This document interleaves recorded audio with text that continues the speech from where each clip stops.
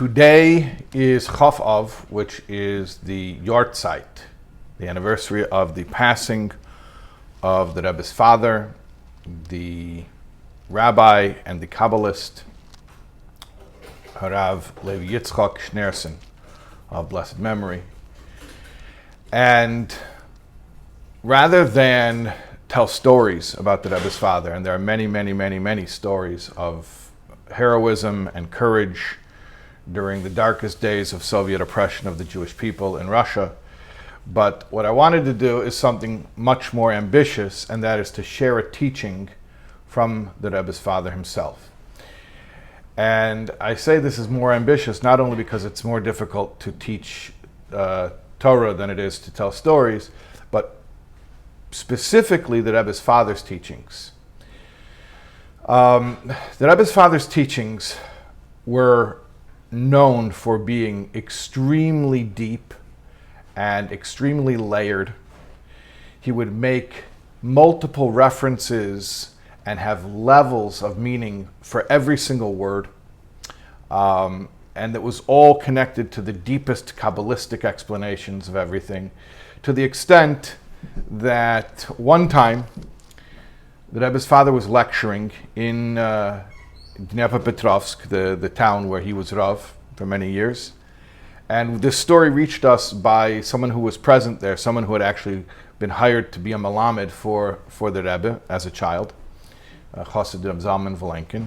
So he was there, and he said that the Rebbe's father was giving a class, and he was explaining the Kabbalistic significance. It happens to be, what was the topic that he was talking about Mikveh. And he was taking the word mikveh and breaking it down. The letters of mikveh are, if you rearrange them, kav ma, a line or an injection of what? Of nothingness, of selflessness. And he was explaining how that's what mikveh is, kav ma, by rearranging the letters of the word. And the Rebbe's father stopped and he said, I see that nobody's following, which was pretty much the case. Nobody was able to keep up. And the Rebbe's father said, Aber der Jingel, but that boy, and the Rebbe's father pointed to the back of the room, versteht, he understands. And who do you suppose was this little boy that the Rebbe's father was pointing to in the back of the room and saying, okay, you grown-ups, you're not following the class. Oh, don't worry, there's one person who understands. That boy, who do you suppose that boy was? The Rebbe. So when we speak about the Rebbe's father's teachings, we're speaking about teachings from such a teacher that he really only had sometimes one person who could keep up with him, which was the Rebbe himself. And when the Rebbe's father's teachings were finally published, and there's a whole background about that, how the teachings reached us, because the Rebbe's father was sent deep into exile as a punishment for his anti-revolutionary activities, bolstering Judaism during times of the worst oppression. And he didn't even have paper to write on. And he wrote, the Rebbe's father was, for him, it was more important to be able to study and to teach than eating, drinking, sleeping. And he was deprived of that ability. When he was in exile, his wife, the Rebbe's mother, Rebbe Tzimchana, she used to crush leaves to make inks. And he would use the inks, and where would he write? He had no paper. He had a few sfarim, a few holy books which were brought to him in exile, and he would write notes in the margins of the books that he had, and that's how he was able to express himself. And those books eventually were smuggled out, and they were printed, and it's called Likutei Levi Yitzchak. And I will tell you, Likutei Levi Yitzchak, even when it came out, and the Rebbe was very happy when it came out because his father's teachings were being shared, but the understanding by most people, I'm just saying how it was taken, okay, was that it's very important that this was published, and it's a beautiful thing that it was published, but this is deep Kabbalah. The Rebbe's father's teachings way over everybody's head. And so it's nice that we have it, it's beautiful that we have it, but nobody really studies it. And like I said, even in Dnepropetrovsk, where the Rebbe's father was Rav, the Rebbe's father acknowledged that, look, nobody's keeping up with this class. And that's why what I want to tell you next is so remarkable. What's remarkable is that there was a children's rally on Chaf Av, this very day, in Tav Shem Mem Tes, that's 1989.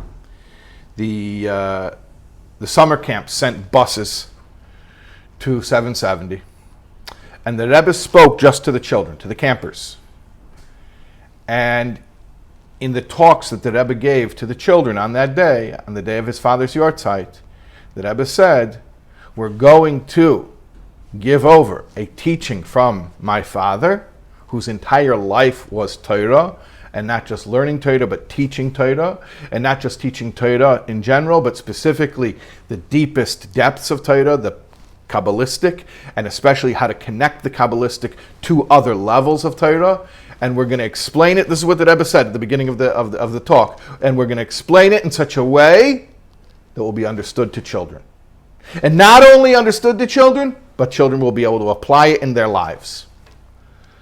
So that's very, very ambitious. I'm just saying from an educational perspective, the Rebbe knew the kind of teaching style that his father had and the level of material. I mean, the Rebbe understood very well what kind of content that his father's teachings were. And yet, the Rebbe said, we're going to take it, we're going to bring it down, and we're going to explain it in a way that children will be able to understand it, and not only understand it, but apply it. Apply it to their lives. And this is just my own commentary. But I happen to feel that in a certain way that the Rebbe handed down something to us that he received from his father, and the Rebbe as a father gave it to us, who he saw as his children. And that his father said, look, my son can understand these teachings. And the Rebbe did the same thing. He took the highest, loftiest teachings of his father, and he said, yeah, they're lofty, but my son, my daughter, my children can understand these teachings. And that's precisely what the Rebbe did. The Rebbe took these deepest teachings and he taught them to his children. It's also interesting to me, and again, just my personal commentary. I told you the story where the Rebbe's father said, Der Jingel versteht, that boy is the one who understands. What was the Rebbe's father talking about? Do you remember when I said what topic he was talking about? The Kabbalistic significance of Mikveh. So it happens to be this talk, which I'm about to tell you, when the Rebbe was speaking to the campers, to the little children, the Rebbe was explaining the Kabbalistic significance of Mikveh. Now, why Mikveh? There's an overt connection to the day of a Yahrzeit, and that is, if you look in the end of a Siddur, there are Mishnayos for a Yahrzeit, okay, paragraphs of Mishnah for a Yahrzeit. And the reason we study Mishnah in connection with a Yahrzeit is because the letters of the word Mishnah are the same letters as Neshama. So for the elevation of the Neshama, the soul, we learn Mishnah. But there are particularly in the body of the Mishnayos, there's one place where we find one Mishnah starts with Nun, and the next one starts with a Shin, and the next one starts with a Mem, and the next one starts with Hey. So you have Neshama. You have the four letters of the word Neshama, soul. And it happens to be in Mikveh, a tractate of Mishnah that's about Mikveh. And the very last Mishnah, the one that starts with the Hey, is Hitbol Bayas Hamita. It's about toiveling a bed. A bed frame became impure and they had to put it in a mikveh. And then the last line that the chazan, when someone has a Yahrzeit, and customarily they are chazan, they daven, they lead the prayers. So they say these Mishnah teachings at the end of the prayer service 3 times that day. And they say, the last line they say out loud is like this: a needle which is placed on the steps, on the stairs going down to a cave. So you push the water to and fro, and then when the gal, the wave, goes upon it, tahira, it is pure, ritually pure. That's the line that a mourner, someone who has Yahrzeit, says out loud. And so then the Rebbe says, we're going to take this, because it's a Yahrzeit, we're going to take that line, the needle which is placed on the stairs to the mikveh, you push the water to and fro so it washes over the needle and purifies it. We're going to take that and explain it all according to Kabbalah, based on the Rebbe's father's teachings, in a way that even a child can understand and apply to his or her life. Okay, so here we go. This line from the Mishnah, the needle which is placed on the steps to the cave, will push the water to and fro until the wave covers the water and purifies it. We're going to explain this Mishnah according to the Rebbe's father's teachings with Kabbalah in a way that children can understand, children of all ages, and even apply. Okay. So first we have to explain the simple meaning of the Mishnah. The simple meaning of the Mishnah is a very literal case. There's a needle. What's the needle? The needle's a needle, actual needle we use for sewing. What happened? The needle became impure. How did it become impure? We don't know, but through the contact with something impure. There's laws for that. And now you want to make it ritually pure. So what do? You put it in a mikvah. Okay, but practically speaking, if you put a needle in a mikvah, you're going to lose it. So the person doesn't want to put the needle in the mikvah. So what does he do? He comes up with an idea. This mikvah is in a cave. That's the case here, because there's like a spring of water in the cave, maybe an underground river or something. And there are steps leading down. I don't know if they're man-made steps or they're natural, descent down to the bottom of the cave where the water is. But there are steps leading down to the water, to the mikveh. So he takes the needle and he puts it on the top step where it's dry. And then he pushes the water, makes a wave, like little kids playing in a pool. Then the water washes over the needle and then washes back away. And then you have your needle sitting there on the step, and the wave has been over it, has washed over it. And the ruling is tahira. It is ritually pure because it's considered to have been in the mikveh by pushing the water so that the water sort of makes a wave that covers the needle, even though the needle was on the step, and then the wave washes away, and then the needle's dry again. But it's as if you put it right in the middle of the mikveh, and it accomplishes what you need to accomplish. Okay, so that's the basic, simple, literal meaning of the Mishnah. All right. Now, the deep meaning. Ready? Okay, here we go. This Mishnah is talking about every single Jew's purpose in this world. Because every single Jew's purpose in this world is accomplished by way of a needle. What's a needle? Or better stated, not what is a needle, what does a needle do? What's a needle for? What's a needle? It's a piece of metal, right? But that's not its value. It's not a piece of scrap metal. I mean, how many needles would you need before you had enough metal that would be worth anything? That's not the value of a needle. The value of a needle is what it does. What does it do? What function does it perform? It sews. What's sewing? Sewing is taking two separate things and making them one. That's what sewing is. So the Rebbe says like this. Our mission in this world is to take two things and make them one thing. There's the world in its physical state, and there's the creator of the world. And we have to show how the world and its creator are one. And doing so is an act of sewing. So life is sewing. It's all sewing. And in order to sew, you have to have a needle. Or in a certain respect, you have to be the needle. And you perform an act of sewing, of attaching together the world with its creator so that they become one, like one garment made from two pieces of cloth.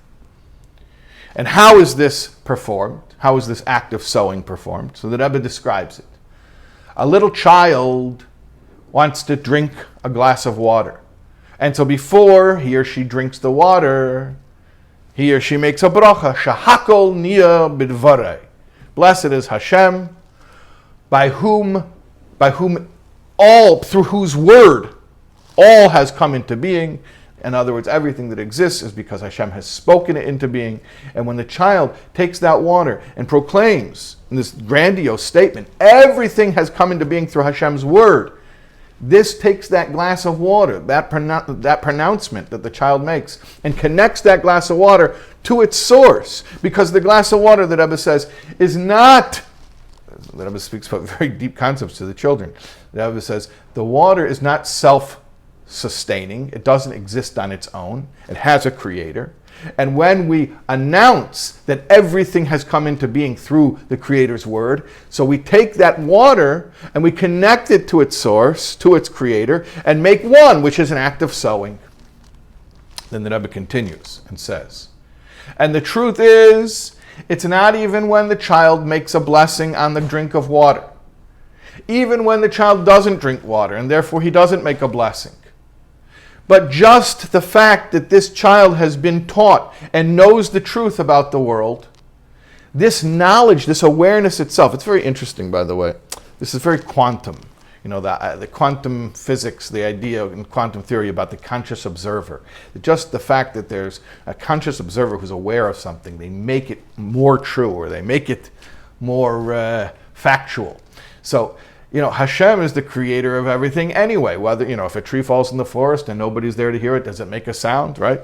If Hashem created the world and nobody acknowledges it, didn't Hashem still make the world? Our knowledge doesn't make it less true, and our lack of knowledge, our knowledge doesn't make it true, and our lack of knowledge doesn't make it less true. And yet, to a certain extent, there is this need to recognize, and it started with Avram Avinu, who was the first Jew, and he began this process as a child. He recognized that Hashem made the world, and not just Hashem made the world, but Hashem and the world are one thing. And he went out and he told the world that Hashem and the world are one thing. So this task is continued by the Jewish child. The Rebbe describes, then he paints a picture. A child is walking outside and passes a river. And the child looks at the river and thinks, this river was made by Hashem. Just that awareness, that consciousness, causes that the river and its maker should become unified in a way that they were not before. So it's not just that when the child makes a bracha on the water he's about to drink, but really just the fact that the child walks around with these eyes, with this awareness, this sensitivity, and looks at things around him and says, Hashem made this, that consciousness itself creates a certain oneness that wasn't there before the child's eyes were set upon whatever it is that the child is looking at now. Such a powerful concept, especially to tell a child that a child's awareness can have such an effect on reality itself. And when the Rebbe is painting this picture, the Rebbe says, and it may be that there are people who are walking around and they see the river and all they see is a river. They don't think about it deeply and they don't understand that it's really from Hashem. The Rebbe says it doesn't matter. Don't be intimidated by that fact. Just one child looking at it in the correct way has an effect on the entire world, has an effect on reality. Okay, so that's one concept. That we're all sowing, we're constantly sowing, connecting two things, making them one. That the world in its physical state and the Creator are really one. But to continue, the Rebbe takes out another layer of meaning here. When you're sowing, one of the things you have to know is that a needle has two ends. The one end is sharp and pointy, and it makes a hole. So when we're connecting the physicality of the world to its maker, one thing is we have to have a certain Starkkeit, is the Yiddish that the Rebbe uses, strength, but it means like a boldness, that our attitude toward the world can't be that we're intimidated by the world. To the contrary, we have to take charge, and we have to be strong, we have to be tough. and like the spitz, the point of the needle, that it's hard and it pokes through the thing that it's sewing. So to our attitude toward the world has to be one of, we are commanding. We're not kowtowing. To the contrary, we are fierce. We are fearless. We have this, this certain. The Rebbe's father really exhibited it, that just not buckling to pressure and being completely, almost brazen in one's defiance of what the world says needs to be done. No, we don't do that. Okay, and that's the sharp point of the needle. So we have to have that type of attitude toward the world. At the same time, there's another end of the needle. There's the back end of the needle. The back end of the needle is the one that carries the thread. And what's a thread? Well, in Torah, we have a thread. The tzitzis, the fringes on the cornered garments, are a thread. So tzitzis are a thread. Now tzitzis are compared to the entire Torah, to all the mitzvahs. That's why it says, and you will see them and do all of Hashem's mitzvahs. So all the mitzvahs are compared to tzitzis, and the tzitzis are strings, so all mitzvahs are like strings. Plus the fact that mitzvahs cause a connection. So what does it mean that the other end of the needle has a string in it? It's talking about the mitzvah. What's the mitzvah? That after you poke through the world by being fierce and unintimidated, now you don't discard the world. You don't say, I don't need this world. What do I need it for? And become an ascetic and a recluse and go live on a mountaintop and then denounce the world. No. It's an amazing paradox that you see even adults have difficulty with, and the Rebbe is speaking to children about it. See, there are people who can say, I don't want anything to do with the world.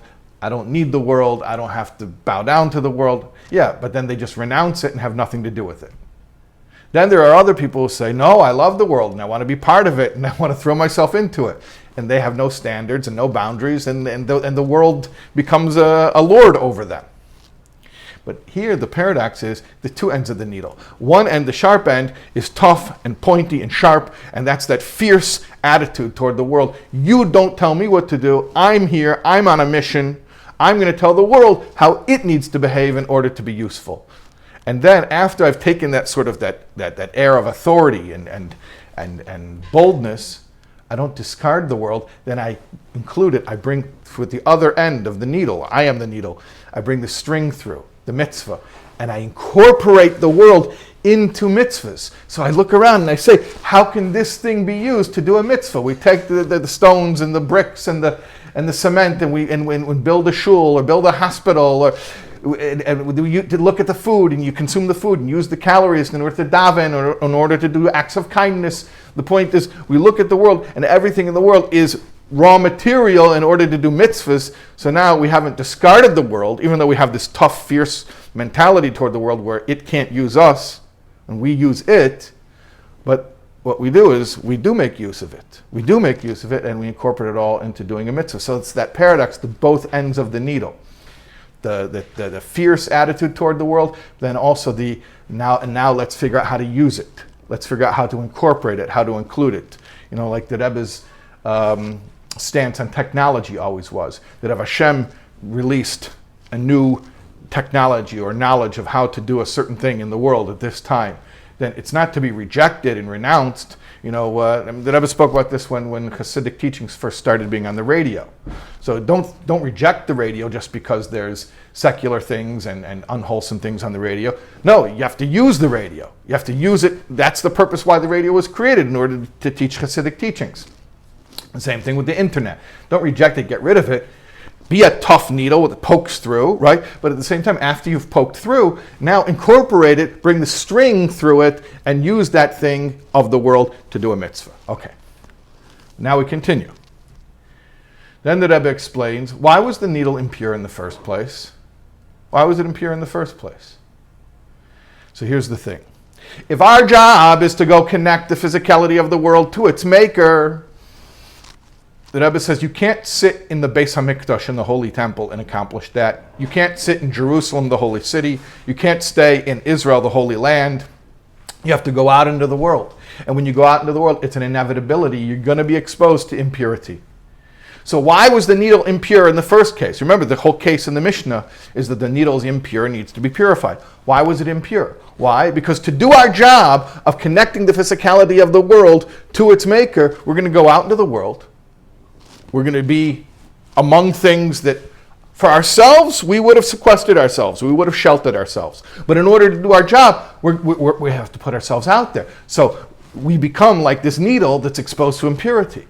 So that's another lesson. You can't just stay sequestered in a safe place where it's your spiritual cocoon where it's warm and cozy. You have to go into the world even though you're going to be exposed to spiritual peril. And it's an occupational hazard that we have to be willing to undertake. You see how the Rebbe sent his shluchim all over the world, right? Because you're not there to have fun. To the contrary, you're a needle. You're there to be fierce and to be bold, like the needle that pokes through, but also to bring the string through, to incorporate everything into a mitzvah. In order to do that act of sewing, you got to be out there. And if you're going to be out there, it could happen. You'll be exposed to something you wouldn't have been exposed to. Okay, so the needle will become spiritually impure. All right, so now we have to purify it. So how do you purify it? With water. What's the water? Torah is compared to water. Why is Torah compared to water? First of all, because water always goes downward. I know everything goes down because of gravity, but water really goes down because you can't even stack it. Like bricks fall, but you could stack them. You can make a pile of bricks. Water always goes down, it just spreads out. Torah also goes down because Torah is Hashem's wisdom, but it comes down to this world in ways that we can relate to it, which these teachings are a perfect example of that. Lofty spiritual teachings, and they come down to us. So Torah is water. But furthermore, Torah is like mikveh water. The Rambam, Maimonides, says that you have to toivel yourself, you have to immerse yourself in the mei das toher, in the waters of pure knowledge. And what that means is that you have to immerse yourself, not just take a little sip. You have to immerse yourself in the waters of pure knowledge. And the Rebbe says for the child, what does that mean? It means a day cannot go by that you don't have a Torah class. A day cannot go by that you don't recite words of Torah by heart. Why? Because that's your mikveh water. That you're going to go out into the world to do your sewing, to unite two things and make them one, to make the world and Hashem one. And when you're doing your sewing, you're out in the world, you're going to be exposed to impurity. Now we got to purify you. How do you do it? With the water, the mikveh water, the purifying water of Torah. You have to have Torah in your life every single day. Okay. But it doesn't stop there. I'm telling you. It doesn't end. Okay. Then the Rebbe speaks about, this is challenging even for adults. In my experience, adults have trouble with this. Sometimes you tell them that something metaphorically represents such and such, and then you tell them it also metaphorically represents another thing, and they're like, hold on a second, you just changed it on me. And the truth is, when you're speaking in symbols, there are levels and there are layers, and one thing can represent two different ideas. It happens all the time in Hasidic and Kabbalistic teachings. I know, from experience that a lot of times even adult students have trouble with that and they get confused. Here the Rebbe's teaching it to children, and he says like this: water, we said, is Torah, but water is also another thing. Water is trouble. What do I mean water is trouble? There's a concept of Mayim Rabim. King Solomon says in his Song of Songs, even Mayim Rabim, even a deluge of abundant waters cannot wash away the love. The abundant waters mean distractions, physical, material things. Now for an adult, it's what we call tirdas haparnasa, worries about making a living. For a child, obviously, they don't have worries about making a living, but 6-year-olds have worries. I know we laugh at it and we think, if I only had a 6-year-old's problems, my life would be great. But you don't understand. A 6-year-old doesn't just have a 6-year-old's problems. A 6-year-old has a 6-year-old's problems with a 6-year-old's coping mechanisms. Okay, so trust me, they do have problems, and they feel stress, and so the water is like the stress that comes in and inundates your life. And the water also, though, is sort of purifying. We know this, the idea that a mikveh is mem saws, 40 measures. And the 40 measures are like the 40 days of the flood with Noah. And the purpose of the flood wasn't to punishment, it was purification. It was to reset the world. The world was dysfunctional, and the flood was there to purify it, like a mikveh purifies. And how does it purify? Tvila, which is immersion, the Hebrew word tvila, which means immersion, is the same letters as habitul. Habitul means the nullification, self-abnegation, surrender to Hashem. So when the water comes and destabilizes you, and you're underwater, and when you're underwater you can't even breathe, so you're totally dependent, right? You really feel that powerlessness. At that moment, then there's that release, that surrender to Hashem, and now the purification occurs, okay? When the ego is gone, the ego, the edging got out, and then the purification comes. So the question is, though, how much water do you need? How much distraction in life, meaning problems, do we need to be purified? So the Rebbe says like this: it doesn't take a tsunami.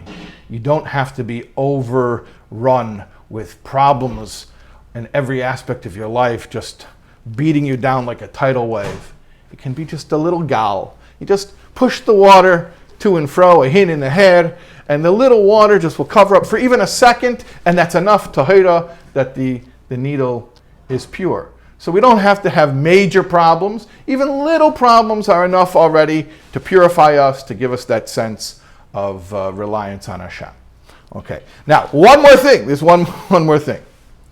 This cave. The cave also has a double meaning here, because on one hand, the cave is a mikvah. That's where the purifying waters are, in the cave. But at the same time, the cave is a descent. You're going down into the cave. It's underground. So remember we said before that in order to do your act of sowing, you have to go out into the world. You can't just stay sequestered in your holy confines. You have to go out. Okay? So going out into exile isn't just going out. It's going out and going down. Going into the world, into secular places, into places that are maybe even inhospitable, or maybe even outright antagonistic to spirituality. So that's like going down into the cave. The cave is the exile where we go to do our work of uniting Creator and creation. Now, here's the thing. Here's what you have to understand. That even when we go down into the cave, and we have to go into the cave, we can't avoid it. But where do we stand in the cave? We're the needle, remember. So where was the needle placed in the cave? Al Mailas Hamayre, on the steps of the cave, on the top step. So even though we're in the cave, but we're on the top step of the cave, right by the exit, barely inside the cave.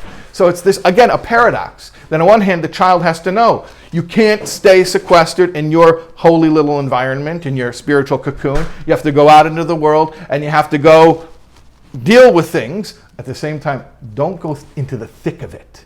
Don't join it. Be in the world, but don't be immersed in it. Go out of your comfort zone, but don't make the world your new comfort zone. In other words, you have to leave your comfort zone, enter the world, but never really truly become comfortable with it, because you're there for a shlichus, you're there for a mission. So you're in the cave because that's where the work needs to be done, but you're not down in the depth of the cave. You're on the top step, right by the exit, barely inside, just close enough to be able to do the work that you need to do. Anyway, these are teachings based on one line of one Mishnah that Rebbe brought out from his father's deep, erudite, esoteric teachings in a way that is understandable and applicable for children. And with Hashem's help, we should all internalize these ideas and we should all apply them. And it should be a great schus for the Rebbe's father. And the main thing is that we should have Mashiach already, and we should be reunited with all these great Jews, our great forebearers and leaders, and they should be reunited with us here in this world, this physical world, which we have been sowing, we have been revealing how it's all one with godliness all along.